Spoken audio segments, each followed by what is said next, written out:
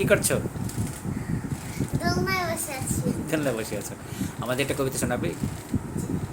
কোনটা শোনাবে? নবার নামতা পাঠ। ওকে, শুনি। নবার নামতা পাঠ কাজী নজরুল ইসলাম।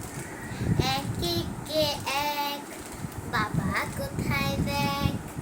দুই একে দুই, নেই একটু শুই। তিন একে তিন, গেছি আলপিন। চার একে চার, ওই ঘরে আচার।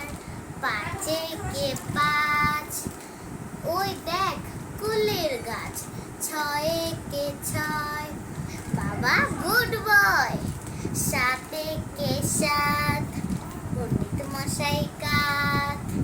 আট একে আট, আমি বড় লাট।